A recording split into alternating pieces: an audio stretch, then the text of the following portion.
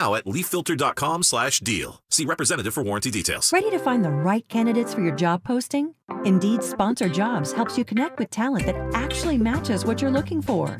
Start at Indeed.com/credit. KKFN and KKFN HD1 Longmont, Denver. You're listening to Denver Sports 104.3 The Fan. Welcome to Denver Sports Tonight, taking a look at the biggest stories in Denver sports. From your online home for the best opinions and information on the Broncos, Nuggets, Avalanche, Rockies, and more. DenverSports.com. And it is Denver Sports Tonight on this Thursday night in the Mile High City. He's Anilo Piro. I'm Will Peterson. We will roll with you for the next hour. Looking forward to it as the Broncos bye week is in full swing. Hope the guys are enjoying their time off. Certainly well-deserved on an 8-game winning streak, 9-2, tied for the best record in the NFL. But Anilo, it's bye week, baby. And the bye week brings some interesting things in terms of what is going on in Bronco land, to quote John Elway. And Jahdae Barron has created quite a stir on social media. He has, no joke, thousands, tens of thousands of Swifties after him because Jahdae Barron told Travis Kelce in an Instagram post that he wants to, quote, tell Swift put me on a song right now, with a picture of Jahdae knocking the ball away from Travis Kelce. I'm not going to lie, it's very bye week, but it kind of just cracks me up that Jahdae Barron, a rookie, is the guy of all people talking smack to Travis Kelce and saying, hey, tell your world-famous superstar pop girlfriend to write a song about me. Heat of the moment, baby. Yeah. Bye week, twiddling the thumbs, looking for something to do, something to talk about. Probably got the, photographs back from the shooters out there at the Broncos game and probably said, hey, I look good in this one, and it's against Travis Kelce.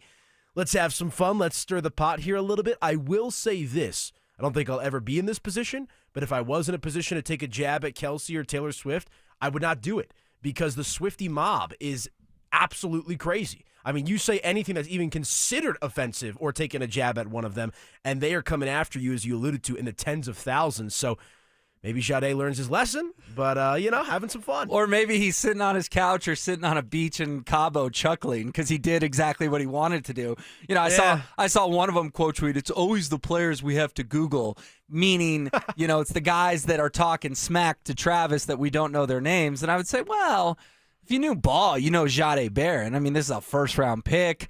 He won a major award in college football. He played at Texas. Like, it's kind of a big deal.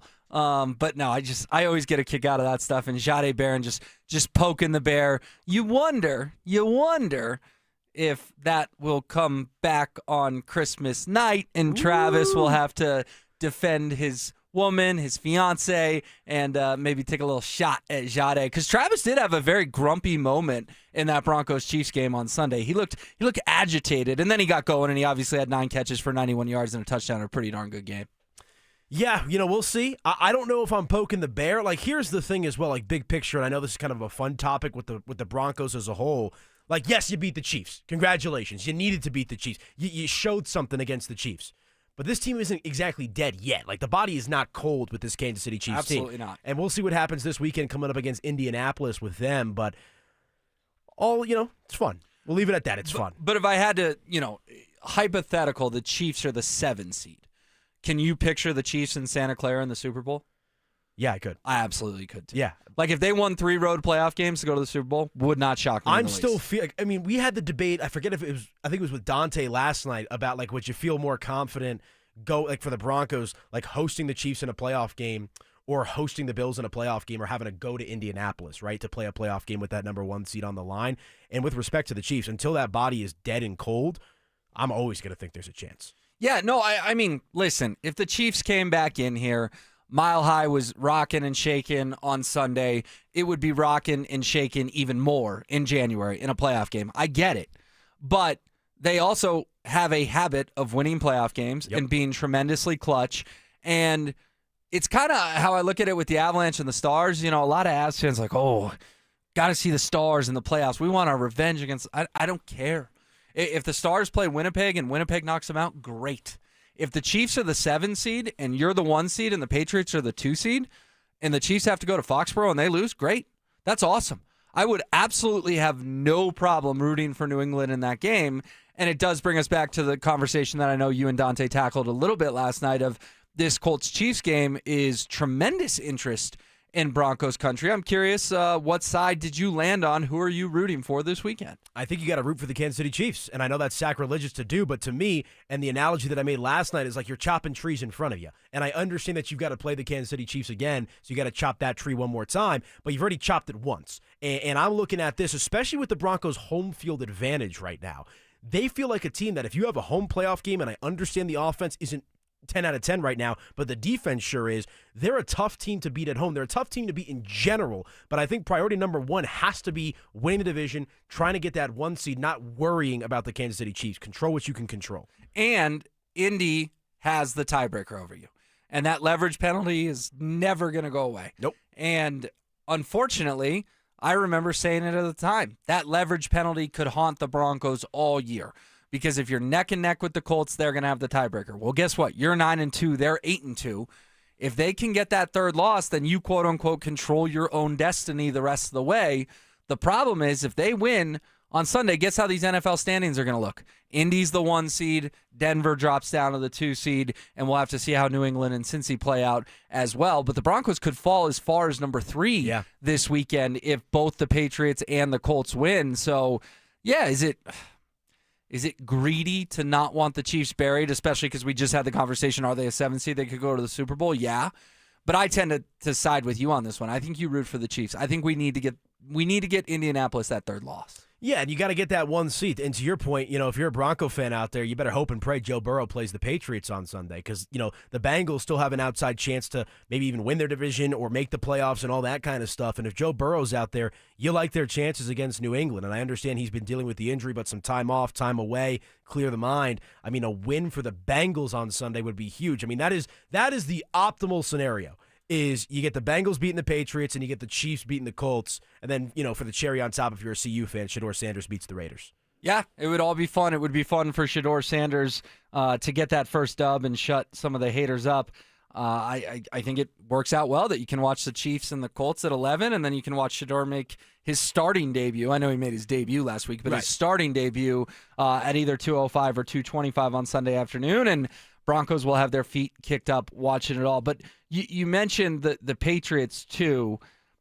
As you look at these contenders in the AFC, like who's the team? And we know Kansas City, so let's leave them out of it. If Kansas City comes into Denver, we know that's a playoff coin flip.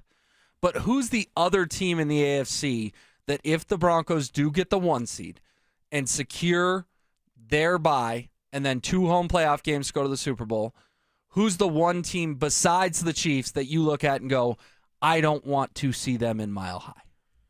It's probably easy to say the Buffalo Bills, just with Josh Allen and what he's doing on offense, but their defense is abysmal. We'll see what they do here tonight against the Houston Texans. I'm going to go with another team that's on the outside looking in. That's the Baltimore Ravens. Yeah. I just think Lamar Jackson's dynamic. I mean, they've been, bad start to the season. They're sitting at 5-5. And isn't it interesting how, we talk about the Colts, we talk about the Broncos, we talk about the Patriots as well, but there's still that inkling of fear with Buffalo, with Baltimore, and with the Kansas City Chiefs, of course. So I would say Baltimore, but you could also make a strong case for Buffalo. Well, and remember, the NFL reseeds after the wild card round. So say Baltimore is the 7 if Pittsburgh wins the division. Say Kansas City's the 7, obviously as a wild card, they're not going to win the AFC West. Say the Bengals get back into it somehow and they're the 7. Say the Bills lose to the Texans tonight and obviously they don't win the AFC East and they drop to the 7. All any of those big, bad, scary AFC teams do, go beat the 2, which could be New England, could be Indy, and then they're coming to Denver. Mm-hmm. You would almost hope, Anilo, that the bracket holds because then the 1 plays the 4 and the 2 plays the 3. Who's the 4 going to be? The winner of the AFC North, which very well could be the Pittsburgh Steelers. If you're telling me all I got to do is beat old man Aaron Rodgers to go to an AFC title game with this defense, sign me up all day, every day. I'm with you, and I think that's the blueprint that you're hoping for for the Denver Broncos because you feel good about their defense. I mean, a home playoff game is critical, but being that 1 seed, as you're alluding to, they're just such a tough team to beat at home. And I know that home field advantage, I feel like, has been downplayed across the NFL over the last decade or so. But the Broncos have one of, if not the strongest home field advantage in the NFL. Throw in the altitude, throw in the fans. I mean, I've been at just about every single Broncos game this season. And we're in the press box, right, where it's all glassed off, so I don't have the outside air coming in.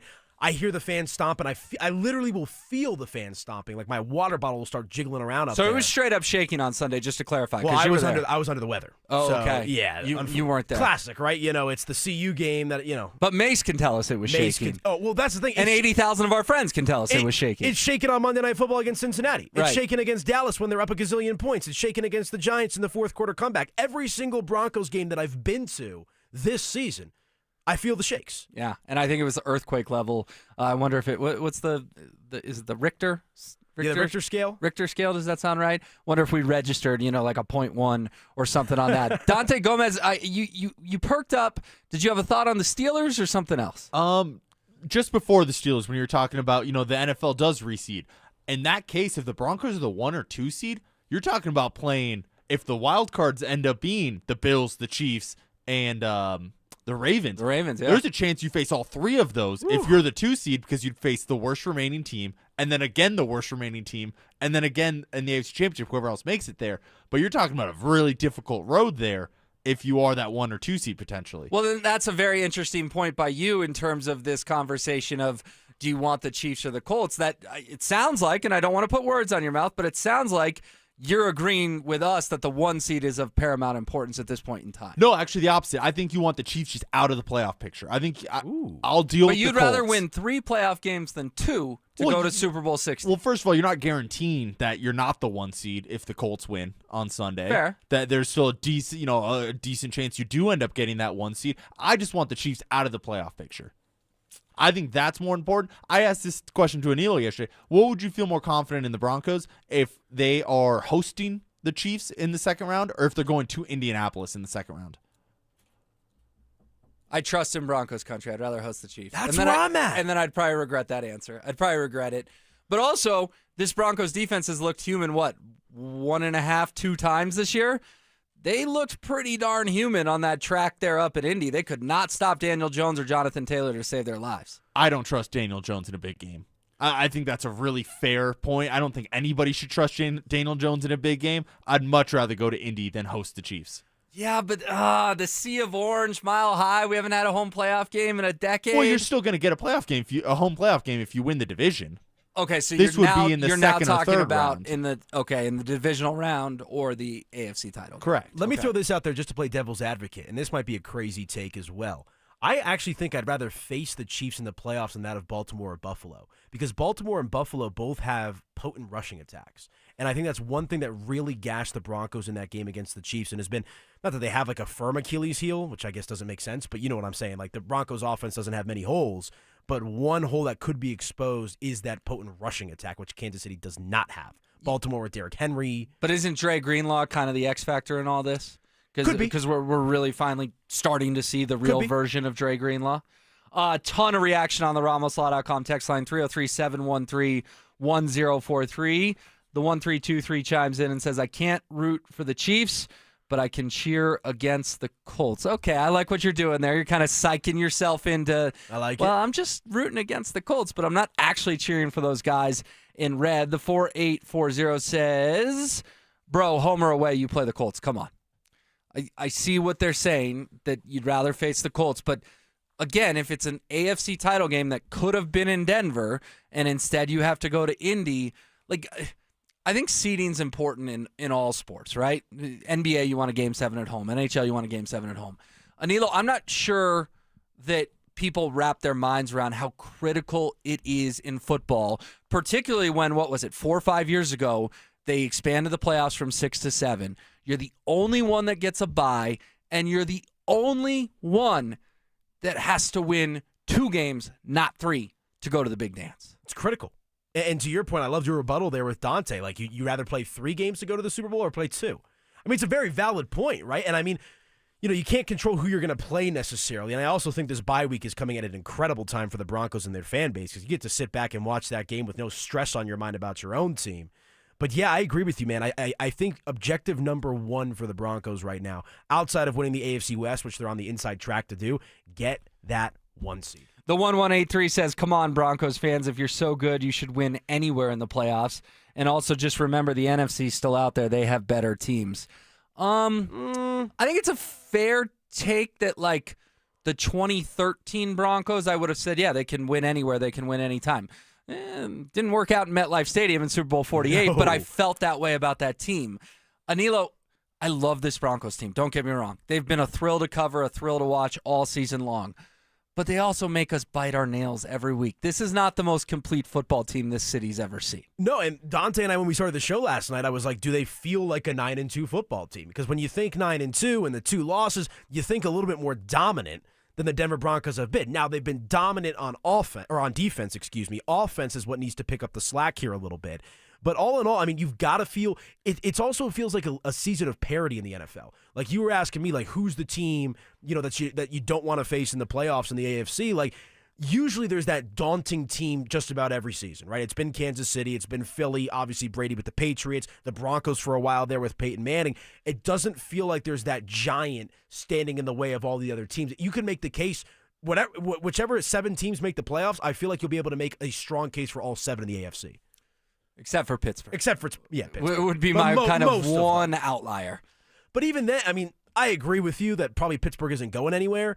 But point being, like, take the NFC, for example, as well. Is like it's usually like 1 or 2 teams that you expect, right? Like Washington threw us for a bit of a surprise last year, beating Detroit. Everyone thought it would be Detroit-Philly. So that does happen. But this feels wide open for a lot of teams in the AFC when they do make the big dance. Terry in Denver says, I agree it goes against the grain, but go Chefs.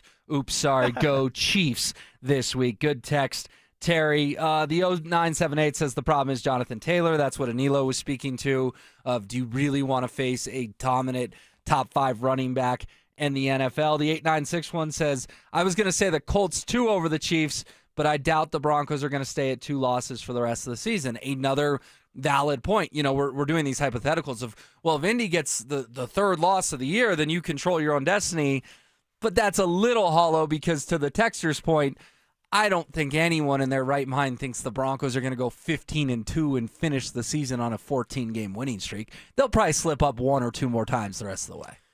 Yeah, I mean, their schedule's not exactly the easiest thing in the world, right? You've got the Chargers one more time. You got the Chiefs. You got the Jaguars, the Commanders. Jaden Daniels might play in that game. You've got Jacksonville. You've got Green Bay here. Green Bay. I mean, these are all tough games versus New England. I don't have their schedule pulled up in front of me, but I know it's an absolute cakewalk for them. Now, the same thing that we just talked about with the Broncos in their schedule can also be said for the Colts. I actually think the team that's probably the biggest threat to the Broncos to take the 1 seed is probably the New England Patriots, just because of their cakewalk schedule. I mean, they got the Chiefs this week, do the Colts, among a handful of other tough games. I believe they got 2 against Houston, who's still fighting for their playoff livelihood. So it's not going to be easy for Denver. It's not going to be easy for Indianapolis. Might be a little bit easier for New England just based off strength of schedule. And Scott in Littleton makes a good point. He says, guys, if you're facing the Chiefs in the playoffs, then by default they've started playing well. Let's get them out. Yeah. I mean, Scott's not wrong. If the Chiefs are going to make the dance, that means they're going to have to get hot down the stretch, which therefore would be an even scarier out in the playoffs than they already are. The 2898 says the Broncos hurried Daniel Jones like 20 times, and yet he literally didn't feel the pressure. That's a good callback by the texter. They did feel like they were in the backfield, but Daniel kind of went full Houdini. That might be a little jab back at you, Dante, doing what I did before that Colts game, kind of dismissing Daniel Jones a little bit. I think it's a lot more fair to dismiss him on a regular season game than a playoff game. I mean, that guy's won nothing ever. He won a playoff game in New York against the Vikings. And he beat the other guy that never does anything in meaningful games. He did win a playoff game. I know, but I still think I'd rather go to Indy than host the Colts or than host the Chiefs. Well, defense is supposed to travel too, right? Like, that's the old saying, defense travels, so you feel pretty good about the Broncos' defense. And here's the other aspect of it, Will. A little revenge. Like, let's say the Broncos do have to go back to Indianapolis, the site of the unfortunate leverage call. Mm-hmm. That probably gives the Broncos a little bit of juice. You know Sean Payton's going to he'll give some pregame speech about this or that. Darren Rizzi will be screaming about this or that. Kind of like that narrative. Can you imagine if there was another game-winning field goal for the Colts in the AFC title game? Ugh. We'd all be like, Ugh. first of all, please miss it. And second of all, no one jump, leverage, no flags, because they're going to call it on you again. Yeah. Because this stadium's just cursed for whatever reason with you in that penalty. Jovan in Aurora chimes in and says, so long as the Chiefs are in the playoffs, it will be Chiefs, Chiefs, Chiefs on the national media. I want them gone. That's another good point, because I'm not an NFL is rigged guy. I don't think it's rigged. Dum-dum. I don't think they want Taylor in the box at the Super Bowl. But I do think we have literal evidence over the years of there's some questionable flags, questionable spots. Think of the Josh Allen spot on 4th down last year. Do you really want to be Broncos versus Chiefs and the Zebras and the NFL and the Shield and Goodell in a wild card game, a divisional game, an AFC title game? I like where you're coming from, Jovan. Maybe just getting the Chiefs out of this, then the NFL has no choice. There's got to be new blood in the Super Bowl. One of the 7 that isn't Kansas City will be representing the conference. Wouldn't it be incredible if that game on Christmas for Kansas City meant playoffs or bust? Like if that Like was you could knock them out. Like you could knock them out in that game on Christmas night. Could you imagine the coal you could stuff in the Chiefs fan stockings if they win that game? The Broncos. Gosh. Got to see how it plays out, of course. But What a full circle moment it would be if, because it's a prime game, I believe. I think it's Al Michaels, Kirk Herbstreit. I know Netflix is carrying the 2-day games, but I think Amazon gets their regular Thursday night game because Christmas does fall on a Thursday. Can you imagine the intro from Al Michaels, and they show the Chiefs in the hunt, and there's a little asterisk, and it says, with a loss, Kansas City eliminated from playoff contention. And to do that in Kansas City? Yeah, when all their fans have been ruining their Christmases because all they can do is tailgate. No, Billy, you can't open your presents because Daddy's got to go set up the smoker for 12 hours.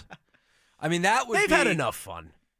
That would be the ultimate, because we own the Chiefs during the Peyton Manning era, and Chiefs fans will talk about it, how frustrating a lot of those games were. I mean, think about the Jamal Charles fumble that Bradley Roby picked up and scooped and scored the Super Bowl year in Arrowhead. That would be the ultimate changing of the guard of, hey, you guys had your really fun decade, but it's back to being our division now. I like that idea, Nilo. Just being the Grinch on Christmas night in Kansas City sounds phenomenal. I'm here for it. Now I hope it happens. Get your popcorn ready for that one. A little prime rib dinner, whatever you eat. I eat lasagna myself on Christmas night. Get a little plate, little tray. Ready to go. I like lasagna on Christmas night. I don't think I've ever heard that one before. Italian. That's just the family tradition. I'll bring you right? some if we got some extra. Big question on but if I do have an extra slab or two, I'll bring you some. All right, sounds good. Again, they're the Colts, little baby horses. We're growing Broncos, damn it. That's the 3493. Okay, I see what you're saying. I just do think that the text line, and we're getting dozens and dozens of texts, is split 50-50 on this game. And it is a good reminder, and a couple people are chiming in, and Dante mentioned it as well, that, like, yeah, it's a big game this weekend, but this Chiefs-Colts game doesn't decide anything necessarily. It shifts the standings one way or another. But it's November 23rd this Sunday. There's going to be a lot of football still to play. You say that, but if the Chiefs have 6 losses at this point in the season, they have to basically run the table. Yeah. I think that's why you'd be rooting for the Colts, is because the game doesn't matter as much for the Colts result as it does for the Chiefs result. And does to further your point, does the mental start coming into the Chiefs of, like, guys, we did something really special over the last 5-6 years. We're mentally and physically exhausted. It's just not our season. And they kind of check out, go 1-2-3 Cancun, and ultimately finish with like an 8-9 record or something like that. Like, maybe a loss this weekend would just kind of break their spirit, if you will. Well, I mean, we had James Palmer on the show on the drive the other day, and he was saying that he's never seen Patrick Mahomes or the Chiefs locker room as dejected as they were during that game, or after that game, excuse me. So I think there's something to that like, if the Colts can give this final knockout blow to the Chiefs, they might knock it up off the mat this season. The only wild card in all that is many people think this is Travis Kelce's last season. He's had a great career, but is that how he's going to want to go out? And is that locker room going to listen to him if he's like, fellas, this is, to quote the Sheriff Peyton Manning, this is my last rodeo. We can't do this. I don't know. I'm thinking out loud. I mean, if they're 5-6, I don't know what speech you can give to get them to go to 11-6 or 10-7 at that point. You can't change the record, I guess. So yeah, it's just food for thought of, I think we all agree that Travis was probably going to retire if they won the Super Bowl last year. Oh, yeah. And then he felt like he had to come back, and now yes, he had a good game against the Broncos, but it's just, I hate to even put it into the universe, but it does feel like the Chiefs have lost some of their magic. Yeah, there's a lack of juice with them this year, and that's to be expected to a certain extent. I mean, essentially a decade of continuous winning. At some point, you're going to have to bottom out or at least take a step back. Now, I think the Chiefs are going to be fine moving forward. I mean, you still got Patrick Mahomes. This season has obviously been disappointing for them, but I don't think they're just going to go to the cellars like the Broncos did after Super Bowl 50. And we'll see what happens with Travis Kelce if they don't make the playoffs and all that kind of stuff. Not everyone can be Peyton Manning, Will. Go out on their own terms. Yeah, not everyone can do that. Well, John Elway did as well. That's true. I know, and John Elway did as well. It's absolutely unbelievable that two Hall of Fame quarterbacks in this town both hoisted the Lombardi Trophy after their last game. Hey, guys, we are giving away a pair of tickets to see Hairball, the premier arena rock tribute band, live at the Paramount on January 16th. Be caller number 4 right now, 303-713-1043. Again, a pair of tickets to see Hairball, the premier arena rock tribute band, live at the Paramount, 303-713-1043. Caller number 4. All right, coming up next, the Nuggets finally did what they needed to do in the second half last night against the Pelicans. What went right? What can they improve on? We will dive into it. Tune into The Rundown with Richie Carney every weekday at noon on YouTube, Facebook, or X. Presented in part by The Birdie Bar, Louisville's premier indoor golf bar experience. Check out this week's live music, trivia, and other fantastic events at thebirdie.bar on the web and Instagram. Denver Sports 104.3. The Fan. Hey guys, Mark Schlereth here from my friends at Xfinity. Imagine all that could happen in 5 years. Jobs may change, kids are going to grow, new memes will come out, but also, what if you had reliable, intelligent Wi-Fi and the price didn't change for 5 years? Well, thanks to Xfinity 5-year price guarantee, you actually don't have to worry about that part of your future. You're guaranteed 5 years of Wi-Fi that boosts speeds to your devices that need them the most, that finds and fixes any issues before you even notice them. It's like a super intelligent Wi-Fi that keeps you protected from threats online. Plus, you get incredible gaming speeds on multiple devices with no one battling for bandwidth. For the next 5 years, all your devices are going to be working in perfect harmony, and you get our best equipment with no annual contracts, no fees, no strings attached. So even though your kids will grow up and you still won't understand what 6-7 means, your internet will stay sharp, reliable, and most importantly, the price will stay put. All with the Xfinity 5-year price guarantee. Lock in your price and unlock the possibilities. Xfinity, imagine that. Restrictions apply. Select plans only. More than a few of our patients have talked to me about their first time, but it's not the first time you're probably thinking about. It's the first time that erectile dysfunction ruined the moment. This is Jeff for the Rocky Mountain Men's Clinic, and if you're over 50, it's likely you've had that first time yourself. But the good news is that if you're like most men, that first time can be the last time that ED impacts your sex life. At the Rocky Mountain Men's Clinic, we're experts in treating ED. We've treated tens of thousands of men using protocols with success rates well over 90%. And those treatments have, in most cases, made sex great again for both them and their partners. You could even find that you're performing like you haven't in years. So if ED has been affecting your intimacy, it's time to make the last time that happens the last time that happens. For just $99, you'll receive blood work, a medical consult, and if medically advised, a test dose. And if that test dose doesn't work in the office, your visit is free. Call 720-440-7900 or go to RockyMountainMen'sClinic.com. We have 5 offices across the Front Range to serve you. When I was in Iraq, our convoy was hit. It was bad. After I came home, I could still hear booms and see tracer fire. Makes it hard to be a good mom. As America's veterans face challenges, DAV is there. I'm Naomi Mathis, Air Force veteran. With the right support, more veterans can reach victories, great and small. With help from DAV, I was able to begin to heal. DAV provides a lifetime of support to veterans of every generation, helping more than 1 million veterans each year. Today, I'm part of DAV. We're veterans helping veterans to get the benefits they've earned. And I give my veterans my all. But there's more to be done and more victories to be won. My victory is being able to be here for my children. Naomi Mathis, thank you for your service. May your victories inspire many more. Support more victories for veterans. Go to DAV.org. When I asked Scott Lucky if his last name had anything to do with his success in the trucking industry, he laughed and said, "Well, Mike, I guess you could say I've always been lucky." But when I asked him how he and his family grew Lucky Distribution Services into the company it is today, he didn't talk about luck at all. "We work hard," he said. "We keep a close eye on the bottom line, and we treat our people the right way." In other words, Scott Lucky makes his own luck, which is precisely why he switched to Pure Talk Business. "Last month, I paid the big guys $740 for 12 lines," he told me. "This month, I paid Pure Talk $420 for the exact same service." Thousands of businesses all over the country are saving real money by switching to America's most dependable 5G network, and luck has nothing to do with it. Just dial pound 250 and say micro. That's pound 250 micro to switch to a wireless company that works as hard as you do.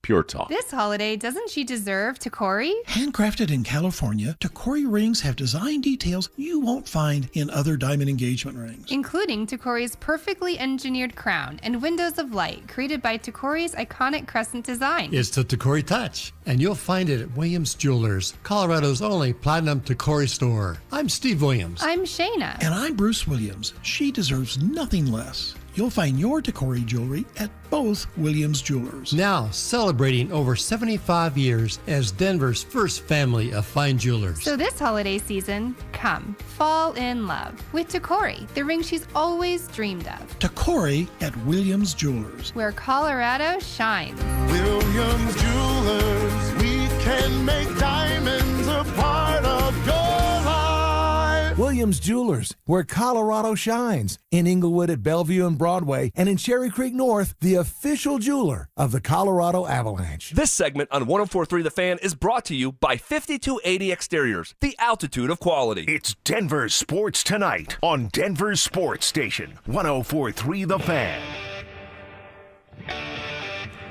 Appreciate everyone calling in for those hairball tickets. Phone lines lit up. Sorry if you didn't win, but you weren't caller 4. The good news? Stay tuned. We may just do it again in the next half hour. RamosLaw.com text line still on fire. I love this text from the 3397. "I'm not trying to base my decisions on any other team, period. We play for the 1 seed. That's the real prize. 2 home wins and we book a trip to the Super Bowl." I think that's the great equalizer in this entire debate. The NFL has tilted it so in the favor of the number 1 seed to have the easiest path based on, obviously, home field advantage, but the 2 versus 3 games thing. I don't really get how people can argue the other side. It just, I think the texter summed it up very succinctly. It's pretty easy to understand 3 versus 2 and the power of that 2 versus the 3. And so I think that's what we were talking about last segment, right, is by any means necessary. The Broncos got to figure out a way to go out there and get that number 1 seed. And obviously easier said than done. We went over the schedule. A lot of tough games remaining for Denver. But how much more confident would you feel, Will, if the Broncos were the 1 seed versus, say, the 2 or the 3? I would be booking. I would be looking at flights to San Francisco and Santa Clara. Yes, you and me both. Yeah. No, and if I'm a Broncos fan, and the ticket prices, I get it. They'd make your eyes hurt, but I'd at least look at them. I'd at least go, what are tickets for Super Bowl 60 going? And I'm not a snob about where I sit. I'm particularly not a snob about where I sit for the Super Bowl. Just to be in the building would be an honor and a treat, even if I'm in the very last row of the stadium. Yeah. I've been to a World Series game as a fan. That was the experience of a lifetime. I've been lucky enough to be in the building for when the Nuggets won the NBA championship. I mean, that type of energy is absolutely unmatched, and I understand it's a neutral site, so it's a little bit different than if the Super Bowl was here at Empower, which will never happen because of the open air. But 2031, new stadium. Yes. That's the goal. That's the goal. Potentially in play. Yep. But yeah, I'm with you, man. I mean, that 1 seed, I just didn't think the Broncos would even be in a position to be the 1 seed before the season started. No. The fact that we're here is just mind-boggling that you got to take advantage. You got to take advantage. Sometimes in life, it's about seizing moments.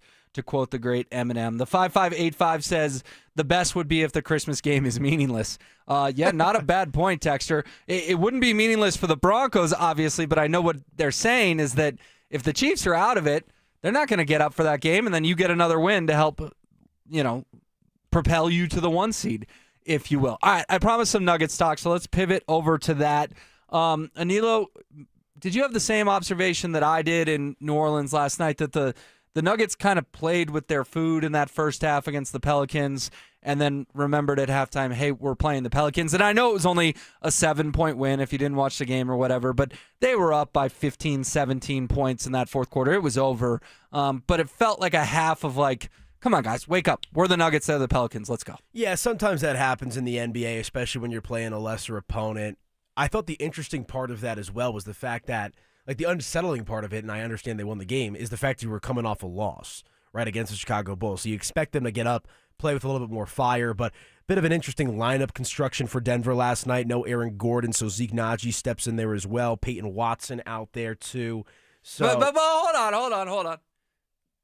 Did you just utter the name Zeke Naji? I did. And he started? Started for the Denver Nuggets. Okay, that's David Adelman experimenting against a bad team, I guess. What do you make of that? Because that's an end of the bench, should not see the floor type guy, and all of a sudden he's in the starting lineup. What did you make of that? The point that I made to Jake Shapiro today on the Mile High Hoops pod is, if you're going to experiment with lineups like this, now's the time to do it early in the season. But I completely agree with you. I mean, we're at the point, and I hate to do it this way, but like Zeke Naji, it's kind of like dead weight, right? Where it's just like he's not contributing to your team. And when he's in the game last night, I mean, an opportunity for Zeke to go out there and make a name for himself a little bit. I understand it was New Orleans, which makes this even maybe a little bit worse. 27 minutes, 2 points, 4 rebounds, 0 assists, a block, and a couple of steals. So you like those two, but completely underwhelming from Zeke Naji last night. A minus 18 in the box plus minus. So for fans that don't know what that stat means, that means when he was on the court, the Nuggets got beat by 18 points. Yes. So to put it another way, they won by 7. So in the minutes he was not on the court, they won by 25. Exactly. That's crazy. Maybe they're trying to dangle him out there because, like I said, we all know what Zeke Naji is with this organization, right? They can't trade him. But maybe the thought was, like, let's go out there and try to give him some run and see if we could, like, get something for this guy, get some teams interested in trading for Zeke Naji potentially. But, yeah, thankfully the Nuggets win in spite of it. You are one of our resident hoops experts. What else did you take away from last night? Jamal Murray looked like he had a tough shooting night. Yeah, Jamal Murray, we know that it's going to be with Jamal up and down, ebbs and flows, in particular early in the season, but he's been better this year, it feels like, than he has been in years past. But let me go big picture for a second and then bring it back down to the micro. Sure. The Nuggets might regret paying Christian Brown over Payton Watson. Payton Watson balled out last night, That's man. a spicy take. 34 minutes played last night, 32 points, 13 of 19 from the field, 5 of 9 from 3, 12 rebounds, 3 assists, and a steal. His first career double-double. And the reason that I bring that up is because with Payton Watson, he's a completely raw player. Right, like coming out of college, he barely played in his lone season at UCLA, so he was the definition of a raw prospect. He has more upside, more agility, more defensive prowess in certain scenarios than that of a Christian Brown. I understand why the Nuggets extended Christian Brown. I'm happy the Nuggets extended Christian Brown, a more consistent player, but there's more upside with the guy in Payton Watson, and you saw that last night, man. I mean, my buddy texted me in the middle of the game, this is the Payton Watson we all want to see, and to his credit, Payton has been really good for the Nuggets so far this season. It looks like he's taken a step or two in the offseason. Yeah, I should have led with Payton Watson because you're right. He was the story of the game last night for the Nuggets. I mean, probably his best game as a pro, his best game in the NBA. Do you think that this – okay, the contract thing, we can't undo it. Christian Brown's going to get his money. And that's a good thing for the Nuggets. That is a good thing. But do you think that this – once Christian Brown returns, and he's still, 4 or 5 weeks away from a return – does this complicate life for David Adelman in terms of the rotation? I don't think so, because I think we've seen Adelman toy with different rotations already over the course of the season, and the one thing that I can tell you and the listeners out there is this is a pretty close-knit locker room, right? Like last year there were some fractures, the year before. Like the biggest thing with the Nuggets the last 2 seasons is the culture that they had built up that helped get them a championship had been fractured a little bit. There wasn't a lot of joy in that building last season. This season, it's like a completely refreshed energy and vibe in that building. And so, yes, maybe in theory, okay, Payton's playing well, Christian's coming back, how do I handle these rotations? I don't think any of these players take that personally necessarily. I think it's a team-first mentality in that locker room. And I think to your point, like, because the other thing that Jake and I talked about today as well is why you're starting a Payton Watson or a Zeke Naji over a Tim Hardaway Jr., a guy that started 70-plus games for the Detroit Pistons last year. So I think the beauty of the way that the Nuggets have been constructed this season is they're a bit of a Swiss Army knife. They have multiple different guys that can play different positions, and they can win because of that. Well, and you know what's so funny is we've been talking Nuggets mostly this whole segment. We've yet to mention another ho-hum triple-double from Nikola Jokic. It's ridiculous. I mean, it's ridiculous. I tell myself every day, do not take it for granted. And we just do 5-6 straight minutes of Nuggets talk, and the best player on earth went for 27, 11, and 12. Yeah, I read the quote. I don't know why it came on my feed, but like Sean Payton talked about how after they got screwed in that game against the Rams in the playoffs, he like locked himself in his room and just ate ice cream for a couple of days. You're talking about when he was in New Orleans, Right. the non-DPI call. Yes, which was a total screw job for sure. That will probably be me when Nikola Jokic retires. Like I'll probably get a pint of Ben & Jerry's and watch Jokic highlights and reminisce on what was with this guy. Because like Dante and I actually played a game last night to start the show because the game started a couple of minutes after we got on the air of what will Jokic's stat line be by the time we're off the air. He had 10 points and was within spitting distance of the triple-double in the other two. That's crazy. And I shorted him a point. He actually had 28, 11, and 12. Insane. Yeah, soak it up, Denver. And hopefully you're eating that Ben & Jerry's celebrating because Jokic went back to Serbia with 3 championship rings on his fingers. You know, like great. Even if he gets a second, I will die a happy Nuggets fan. And I know that sounds greedy because everyone said if we get one, we'll die happy Nuggets fans. But when you have a top 10 player of all time ascending toward a top 5, top 3 player of all time, you need to get a second ring. You need to get a third ring. Well, and I honestly think, and we're not going to have to deal with this, right? But I think nationally for Jokic to get that respect that we all want him to have, he's going to have to get a second ring. If he finishes with one, he'll always be remembered as an all-time great, but we're talking top 10, Mount Rushmore type of player. He needs more than one. All right, sounds good. By the way, I teased it. We are doing it. Ooh. We're giving away another pair of tickets to see Hairball, the premier arena rock tribute band, live at the Paramount on January 16th. We're going to mix it up. Be caller number 5 right now, 303-713-1043. You can go see Hairball at the Paramount on January 16th. Caller number 5 right now. Dante's got a question about the Nuggets rotation. Cam Scadaboo's picking the Broncos to win the Super Bowl and a big game at Ball Arena with the Avs tonight. We'll do it all next. Denver Sports 104.3 The Fan is on a mission to feed families this holiday season, and we need your help. As part of our Fill the Truck campaign, we'll be collecting canned goods and non-perishable food items to benefit the Food Bank of the Rockies November 19th, 20th, and 21st. So stop by the Walmart Supercenter in Highlands Ranch near C470 in Quebec from 8 a.m. to 6 p.m. and help us fill the truck for those in need. Head to denversports.com/truck for more info. Denver Sports 104.3 The Fan. Cake Mortgage Corp. Equal Housing Lender. NMLS number 1734623. Licensed in Colorado by the Division of Real Estate. Terms and conditions apply. What if you could use the equity in your home to get cash fast? With no appraisal, zero hassle, and less waiting with Cake? You can. The Cake Fast Cash program is like turning your home into your ATM. People are using it to pay off high-interest debt, do renovations, tackle student loans, or cut monthly bills by hundreds, even thousands of dollars. The best part? Your current mortgage rate won't change. With Cake, you also get peace of mind. We're AAA rated by the Better Business Bureau and backed by thousands of 5-star reviews. Cake Mortgage.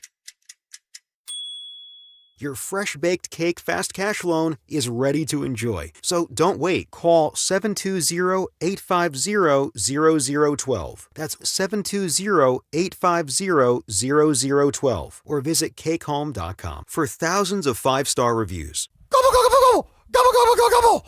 Oh, man, I do a terrible turkey impersonation. Hey, everybody, Dan Jacobs from Jacobs Law and 303 Law 4040. Those of you that listen to the Dan Jacobs Show know that I just love the holidays. But I also know these holidays in particular can be really tough on a lot of people, whether it's the government shutdown, inflation, the economy, whatever it is, or some people just have a hard time during the holidays as it is every single year. It's just a hard time of year for them. As always, we want to be here for you. If we can help out with a little bit of that with free food and groceries, we would love to have you any first or third Thursday of the month. Come on out to Eastern Hills Church at Smoky Hill and Arapahoe Road. We're even doing smoked ham and turkey this month in honor of Thanksgiving. So if you need it, anybody, no questions asked. You just pull up and pop the trunk. 4 to 6 p.m., Eastern Hills Community Church every first and third Thursday, Smoky Hill and Arapahoe Road. Planning out your holiday pictures? Let's move you to the front because it's Soda Weight Loss. You could drop the belly fat and gain your confidence back, just like Ramon. I used to dread those pictures. I'd position myself behind someone taller or make sure I was holding a plate so nobody focused on my belly.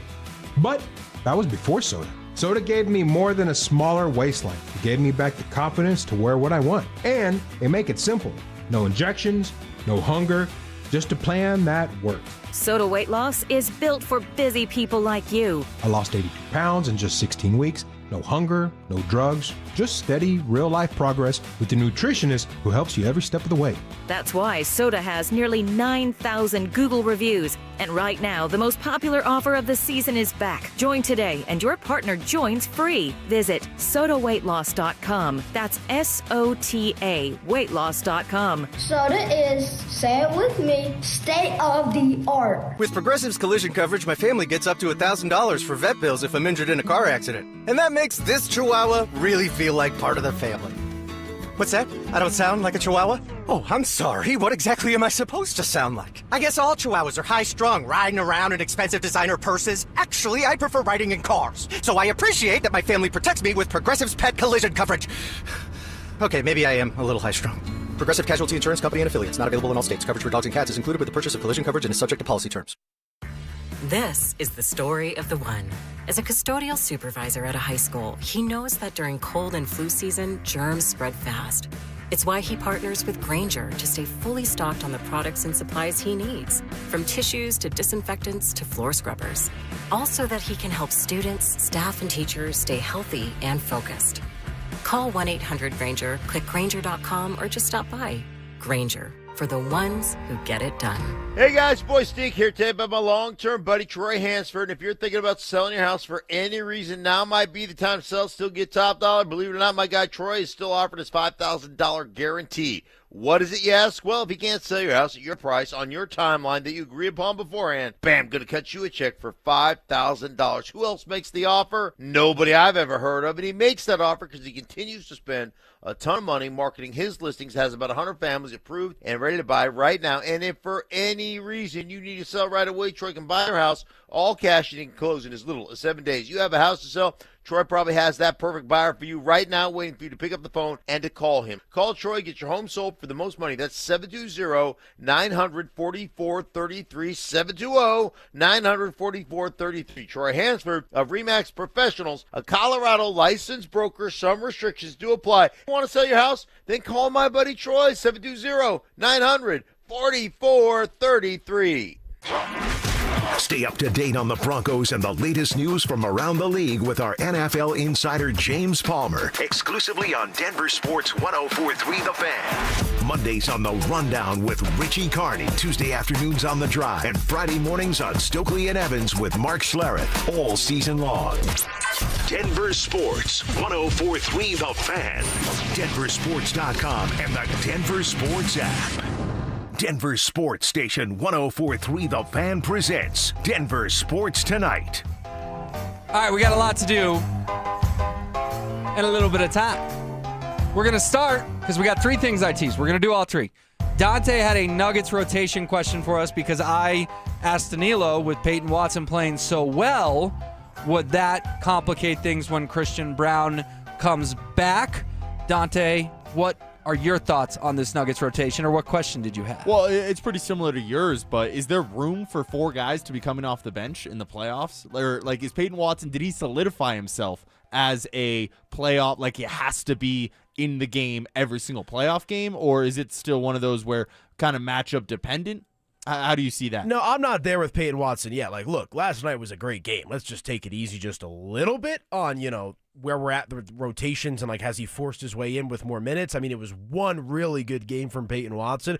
And to be fair, he's been a lot better this season. He's taken those steps compared to the years past. But, no, I don't think we're there. And I like where you're going there with that question because we all know the rotations tighten up in the playoffs, but I don't think David Adelman will be as strict with his rotations as, say, Michael Malone was. Yeah, and Oklahoma City played, 10 last year and won a True, title? true. So maybe coaches' mindsets are shifting a little bit. Will from Westminster chimes in and says, fellas, let's see more than one good game from Payton Watson. I like what I saw last night, but it's only one game. Well said, Will. He did do it against the Pelicans, but it wasn't just a good game. It was a great game. It was the best game of his NBA career. All right. Did you guys see this Cam Scadaboo thing today? I did. He was on some podcast. I don't know what the podcast was. He's actually on a stream. A stream? This is the Twitch streamer era. Oh, my bad. His name is Neon. Don't ask me how. I'm Gen Z, so I'm plugged in with this stuff. He was on a stream with Neon. I appreciate, facts matter. Good job getting our accuracy. But Anilo, Cam Scadaboo thinks the Broncos are the Super Bowl favorites. This guy sort of took the NFL by storm. Kind of a meathead, but I liked his celebrations, plays with passion, whatever. Suffered a nasty ankle injury that ended his year. But do you take this as Scadaboo's picking the Broncos because of what he witnessed in person? One of the greatest comebacks in NFL history, 19-0, 26-8. Broncos win 33-32.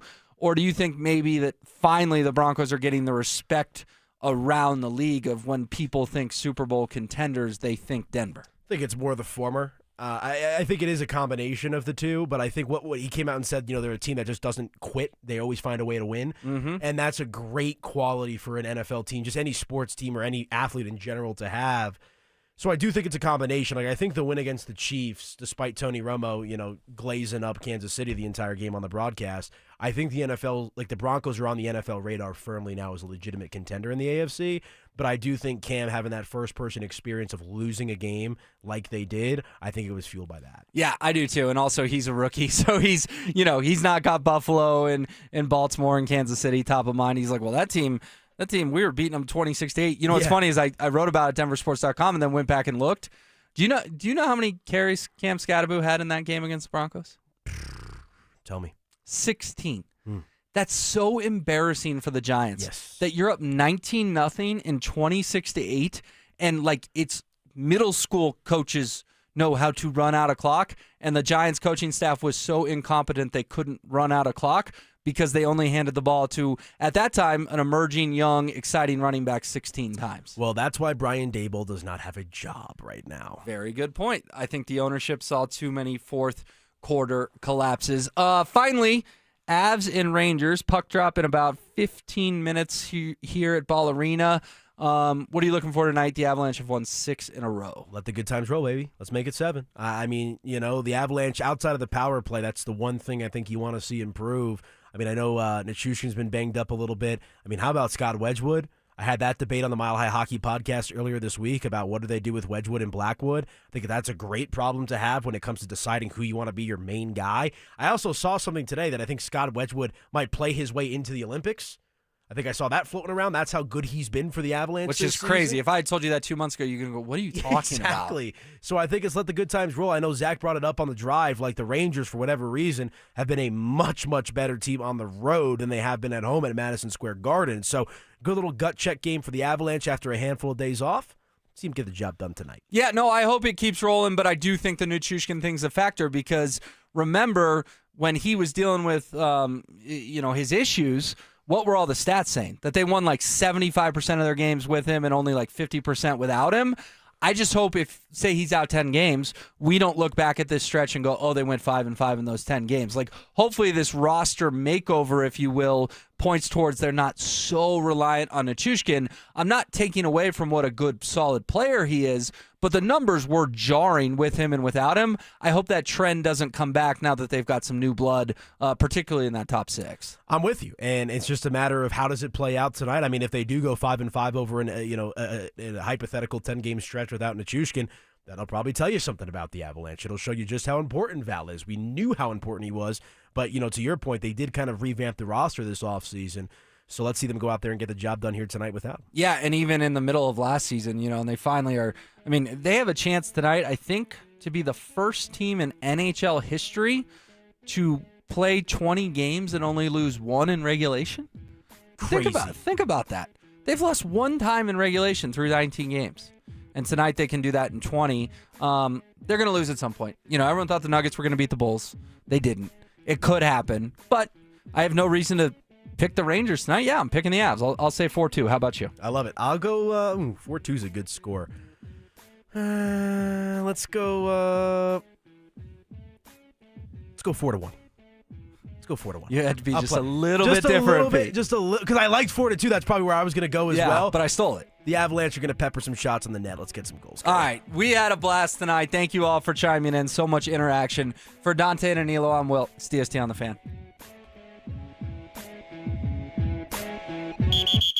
Has the regular season goal for the Denver Nuggets already been established? This is a two-team race in the entire NBA. There's two teams, and then there's everybody else. There's the Nuggets and Oklahoma City. And they both play in the same division. They both play in the same conference. And to me, this is just simply about a regular season race to see who can finish with a better record so that they have Game 7 in their building. Denver Sports 104.3. The Fan. Hey, it's Mike Evans with Todd Whalen from Advanced Tax Solutions. Well, Todd, it couldn't last forever. The government shutdown is over. The IRS is back and ready to roll. What does that mean for folks who have an IRS bullseye painted on their back? Well, Mike, we've seen this once before. They were completely closed during the pandemic. And what happened? They came out with their gloves on and started levying people. So now, if you have an IRS problem, it's way better if you can get a solution before you get the levy notice. You have more options, you have more time, we have the ability to do a better job. So if you're ready and it's time to get this IRS problem off your back, now